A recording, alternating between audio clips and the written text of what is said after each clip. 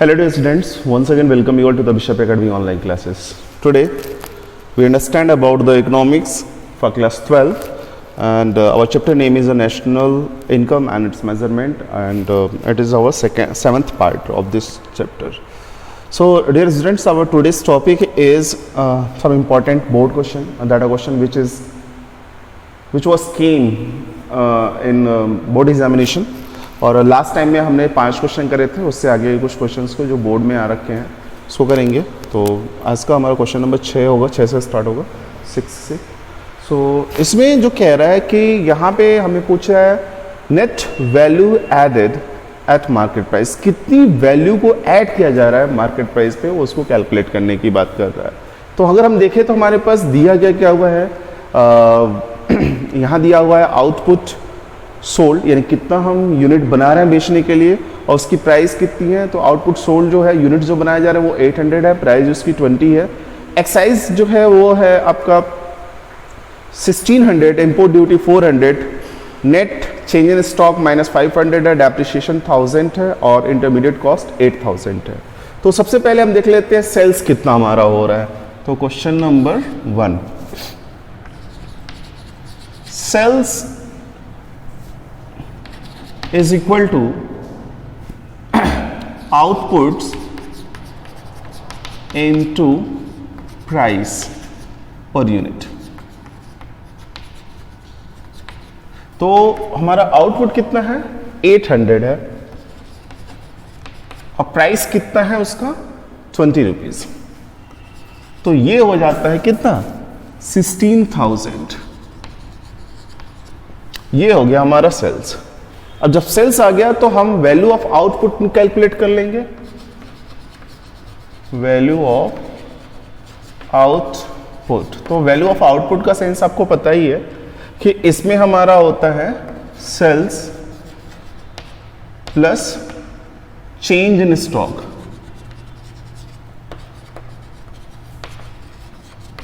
तो सेल्स हमारा है 16,000 का और हम इसके साथ प्लस कर रहे हैं चेंज इन स्टॉक, और चेंज इन स्टॉक है माइनस 500. तो ये वैल्यू हो जा रही है 15,500 करोड़. ठीक है, तो ये निकल गया क्या कि वैल्यू ऑफ आउटपुट हमने कितने का सामान बनाया. अब हम बात करेंगे net value added at market price, यानी कि NVAMP, मार्केट प्राइस पे जो नेट वैल्यू को ऐड किया गया उसमें क्या है. तो अब कुछ करना ही नहीं है, इसमें से कुछ चीजों को हम क्या करेंगे, माइनस कर देंगे. जैसे वैल्यू ऑफ आउटपुट में से क्या करेंगे, values of output minus intermediate cost जो हमारी आती है. यहाँ इंटरमीडिएट कॉस्ट है जो हमने इन्वेस्टमेंट के रूप में इसमें यूज किया हुआ है. इंटरमीडिएट कॉस्ट को रिमूव कर देंगे. जब इंटरमीडिएट कॉस्ट को रिमूव कर देंगे तो ये एग्जैक्टली और इसमें से फिर क्या करेंगे, देखेंगे हमारे पास डेप्रिसिएशन जो है उसको माइनस कर देंगे. क्या क्या माइनस करेंगे, नेट वैल्यू एडेड को जानने के लिए वैल्यू ऑफ आउटपुट जो हमारा 15,500 है उसमें से इंटरमीडिएट कॉस्ट को और डेप्रिसिएशन को माइनस कर देंगे. तो एग्जैक्टली 15,500 माइनस इंटरमीडिएट कॉस्ट 8,000 और डेप्रिसिएशन 1,000. टोटल ये वैल्यू हो जाएगी 7,500. ये हमारा हो जाएगा क्या, सॉरी 6,500 की वैल्यू हो जाएगी. 6,500 की वैल्यूज हो जाएगी जो हमारी होगी net value added at market. Market price पे कितनी वैल्यू को ऐड करने का काम किया गया, वो वैल्यू कितनी हो रही है, 6,500. यहाँ पे कुछ सोल्यूशन है, आप चाहे तो स्क्रीनशॉट ले सकते हैं इसका देख के. अब हम बात करेंगे क्वेश्चन नंबर 2 की. पहले देख लीजिए क्वेश्चन नंबर 2 है क्या. यानी question number 7, not a 2, sorry, question number 7. अब ये जो क्वेश्चन है वो ऑल इंडिया लेवल पे 2012 में पूछा गया है. अब इसमें कह रहा है कि find out the net value added at market price. Same procedures को पूछ रहा है. Net value added at market price क्या होगा, अगर कंटेंट दिया है, इसमें डेप्रिसिएशन दिया हुआ है, यूनिट जो सोल्ड करने के लिए बनाए गए हैं वो 900 है, डेप्रिसिएशन 700 है, प्राइस जो है पर यूनिट 40 था, क्लोजिंग एंड ओपनिंग का जो बैलेंस दिया हुआ है, सेल टैक्स दिया हुआ है और इंटरमीडिएट कॉस्ट दिया हुआ है। तो सेम सिचुएशन हम यहाँ पे फिर यूज करेंगे, NVAMP इज इक्वल टू, तो हमें पहले वैल्यू ऑफ आउटपुट चाहिए, value of output minus intermediate cost minus depreciation, right. तो वैल्यू ऑफ आउटपुट की अगर बात करते हैं इसमें sales plus change in stock ये आ जाएगा और intermediate cost minus depreciation as it is ही रहेगा। सेल्स की अगर बात करें तो हमें पता है कि प्राइस और जो इसका ये हो जाएगा output sold into price per unit plus closing stock minus opening stock. अब यहां से फिर इंटरमीडिएट कॉस्ट और माइनस डेप्रिसिएशन कर लेंगे। तो एटलीस्ट अगर देखा जाए तो 900 का हमारा प्रोडक्शन है और उसका रेट जो है वो 40 का है, फिर प्लस कर लेंगे किसके किसके बीच का डिफरेंसेस, ओपनिंग एंड क्लोजिंग के बीच का डिफरेंस है, इसको थोड़ा सा ब्रैकेट में कर लेते हैं, सही होता है। हमारा ओपनिंग कितना है 800 और क्लोजिंग है 1000, तो 1000 माइनस 800, क्लोजिंग में से ओपनिंग को माइनस कर देंगे। फिर इंटरमीडिएट कॉस्ट देखेंगे, तो इंटरमीडिएट कॉस्ट जो हमारा है वो है 20,000 और उसके बाद डेप्रिसिएशन 700। ये सारी चीज़ें अगर देखें तो हम सॉल्व आउट कर लेते हैं, ये हो जाएगा 36,000, इसमें से बचेगा 200 बचेगा और माइनस 20,000 माइनस 700। इसको अगर सॉल्व करते हैं तो ओवरऑल हमारे पास जो वैल्यूज आ जाएगी वो आ जाएगी आपकी 15,500 करीब। आप इसको चेकआउट कर लीजिएगा कैलकुलेशन, ठीक है। अदरवाइज इसको देख लेते हैं, अगर इसमें से 20,000 लेस कर लेंगे, 20,000 36 में से, तो ये बच जाएगा 116,000 यहाँ पे बच जाएगा और 7,2,900, 500 यहाँ बचेगा, तो ये हो जाएगा 15,500। ये सही है, ठीक है। ये आपकी वैल्यूज आ जाती है किसकी, NVAMP की, यानी कि net value added at market price की। सोल्यूशन देख लीजिए यहाँ पे, जी हाँ, ये पूरी तरीके से एज इट इज ही है, ओके। तो चाहे तो आप इसका स्क्रीनशॉट ले सकते हैं और ये अभी जितने भी क्वेश्चन के वाले बोर्ड क्वेश्चन वाले वीडियोज़ हैं वो सारे के सारे बोर्ड क्वेश्चन के ही हैं जो कभी ना कभी बोर्ड एग्जामिनेशन में पूछे गए, इसलिए इसको थोड़ा ध्यान से देखेंगे और प्रैक्टिस भी कर लेंगे। क्वेश्चन को देख के पहले देख लेंगे, उसके बाद उसको प्रैक्टिस करते रहेंगे। सो नेक्स्ट हमारा क्वेश्चन नंबर 8 होगा। क्वेश्चन नंबर 8 में क्या कह रहा है, हमें फाइंड आउट करना है gross value added at factor cost, GVAFC। तो ये याद रखेंगे, फिर से आपको मैंने बताया था MP is equal to FC plus NIT, right. और FC अगर हमें निकालना है तो हमें MP चाहिए, जिसमें से NIT को हम क्या करेंगे, माइनस कर देंगे। और NIT का सेंस क्या होता है, IT माइनस सब्सिडीज। तो ये दिमाग में थोड़ा सा रखेंगे आप, ठीक है। तो फिलहाल देख लेते हैं हमें मिला क्या है, तो हमें एटलीस्ट अभी कुछ मिला नहीं है, तो सॉल्व करते हैं सीधे फार्मूले से, GVAFC। तो पहले GVAFC आपको पता है कि मैंने आपको बताया था GVAMP is equal to value of output, लेकिन ये तब होगा जब इंटरमीडिएट कॉस्ट जो होती है वो क्या हो, जीरो हो जाए। इंटरमीडिएट कॉस्ट जब जीरो होगी तो सिचुएशन में वैल्यू ऑफ आउटपुट जो होगा वो GVAMP के बराबर हो जाएगा। तो पहले मैं इसको कैलकुलेट जब करना होता है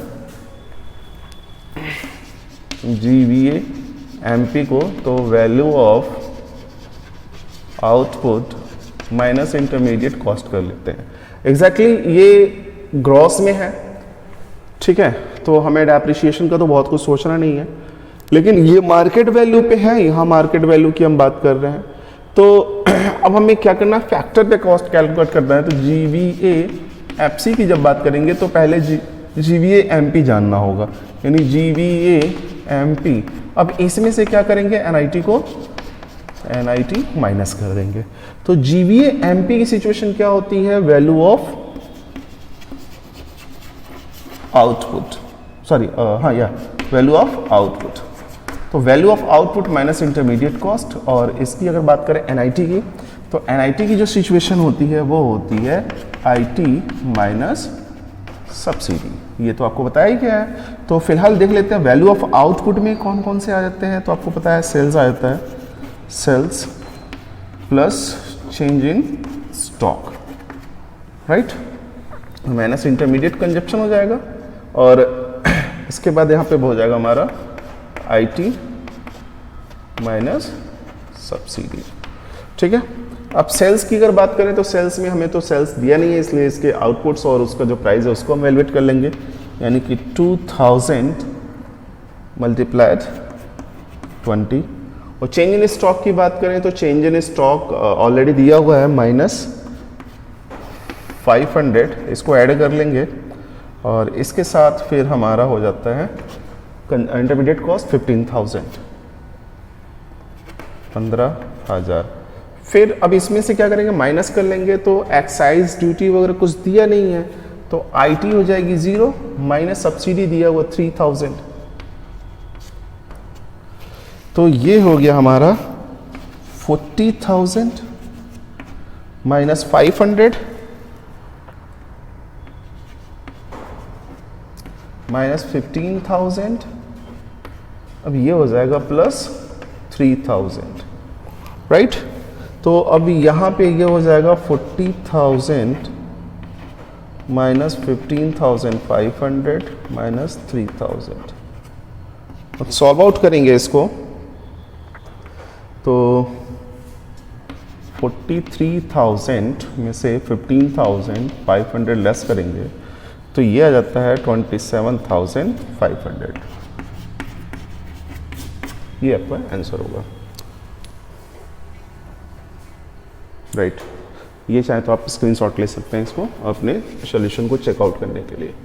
तो ये हमने निकाला gross value added at factor cost. तो नेक्स्ट वीडियो की तरफ चलेंगे, video number sorry question number 9 की तरफ। अब क्वेश्चन नंबर 9 में क्या पूछ रहा है, कहता find out the net value added at factor cost. तो NVA/FC के बारे में पूछ रहा है। तो NVA/FC के बारे में जानने से पहले हमें अगर देखें तो NVA/FC अभी लास्ट क्वेश्चन में हमने बात की थी कि MP is equal to FC plus NIT और FC is equal to MP minus NIT। यानी कि पहले हमें क्या करना होगा, FC पूछ रहा है तो पहले तो MP कैलकुलेट करना होगा, यानी कि GVA/MP अगर हम कैलकुलेट कर लेते हैं तो उसमें से हमें NIT को माइनस कर देना होगा। क्योंकि ये हमारा जो है वो ग्रॉस है, तो नेट में कन्वर्ट करने के लिए डेप्रिसिएशन भी क्या करेंगे, माइनस कर देंगे। तो फाइनली अगर देखें तो इसकी वैल्यूएशन कैसे होगी, तो हमें पता है कि ये जो होती है वो वैल्यू ऑफ आउटपुट की बात करता है। तो सीधे मैं सॉल्व कर रहा हूँ, NVA/FC is equal to GVA/MP minus NIT minus depreciation. तो ये हो जाएगा value of output into minus intermediate cost minus NIT minus depreciation. तो वैल्यू ऑफ आउटपुट को जानने के लिए हमें सेल्स चाहिए, फिर तो सेल्स यहाँ पे देखना होगा। सेल्स की जो कंडीशन है, sales plus change in stock, ये हो गया minus intermediate cost minus NIT minus depreciation. तो सेल्स हमारा है कितना, 1000 यूनिट है 25 रुपीज़ पर यूनिट के हिसाब से। चेंज इन स्टॉक कितना है, तो चेंज इन स्टॉक -500 है, तो इसको हमको ऐड करना है -5, अरे यार -500 है। सो अगर देखें तो 1000 हमारा क्या है, आउटपुट है 25 रुपीज़ के रेट पे, और हमारा जो क्लोजिंग है वो -500 है। देन इन दिस सिचुएशन हम क्या करेंगे, फिर इसका देखते हैं। तो हमारा इंटरमीडिएट कॉस्ट है 7000, और एनआईटी की बात करें तो एक्साइज ड्यूटी दी हुई है, सब्सिडी वगैरह कुछ ऐसा दिया नहीं हुआ है, ठीक है। तो हम क्या करेंगे, एक्साइज ड्यूटी को यहाँ पे माइनस कर लेंगे। एक्साइज ड्यूटी हमारी दी हुई है कितनी, 5000, और डेप्रिसिएशन हमारा है 1000 और minus depreciation. Exactly excise duty की मैं बात इसलिए कर रहा हूँ क्योंकि आपको पता है एनआईटी में जो होता है, अगर आईटी केवल दिया हो और सब्सिडी ना दिया हो तो सब्सिडी जीरो हो जाएगी, तो आईटी की वही वैल्यू होगी एनआईटी की जो आईटी की हो जाएगी, यानी कि इनडायरेक्ट टैक्सेस की हो जाएगी। तो इसमें एक्साइज ड्यूटी केवल दिया हुआ है। ये हो गया हमारा 25,000 माइनस 500 माइनस 700, 7,000 माइनस 5,000 माइनस 1,000, तो एटलीस्ट ये जो है 13,500 हो जाएगा ये। तो वैल्यू इसकी आ जाएगी 11,500। ये इसका आंसर हो जाएगा क्वेश्चन नंबर 9 के लिए। चाहे तो इसको स्क्रीनशॉट में ले सकते हैं। और ये आसान है थोड़ा सा, क्या है, फार्मूले जब भी करिए सॉल्यूशन ना, तो फार्मूले को राइट ऑफ करते हुए करिए। इससे ये रहता है कि फार्मूला भी आपका तैयार होता है और सॉल्यूशन में कोई प्रॉब्लम भी नहीं आती।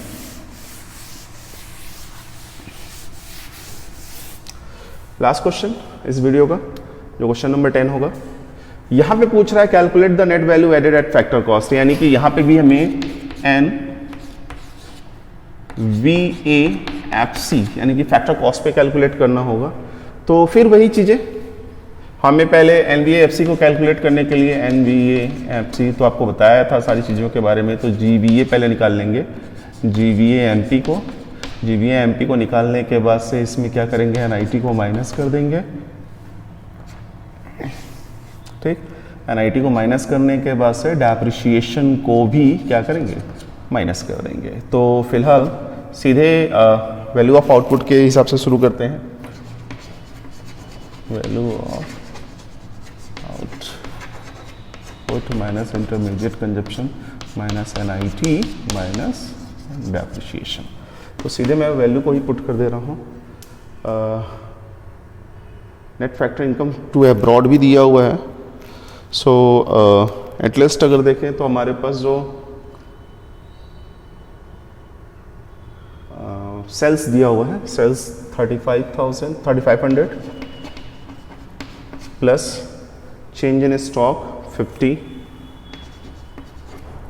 इंटरमीडिएट कॉस्ट की अगर बात करें तो purchase of goods intermediate cost, purchase of intermediate cost वो 2000 दिया हुआ है, माइनस कर लेंगे इसको 2000 को।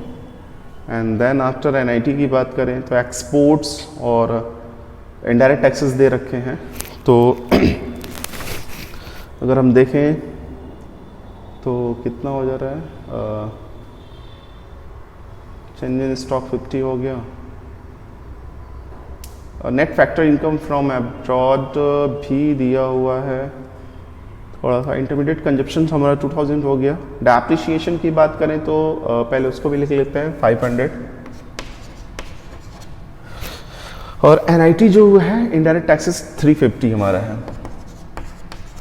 सो जब इसको सॉल्व करते हैं तो ये आपका हो जाएगा 550 हो जाएगा एंड 2850। जब सॉल्व करेंगे ये आ जाएगा 700। ये आपका सॉल्यूशन होगा। 700 करोड़ जो वैल्यूज है वो net value added at factor cost की वैल्यू है। So dear, in this video that's all. If you have any type of the doubt or the query, you should be consulted through the Google Classroom. Thank you. आगे भी video भी जाएंगे इस पे, questions जो board वाले हैं, तो इसको केयरली आप प्रैक्टिस भी करते रहिए, रिप्लाई भी करते रहिए, कोई डाउट होता है तो कंसल्ट भी करते रहिए। थैंक्स।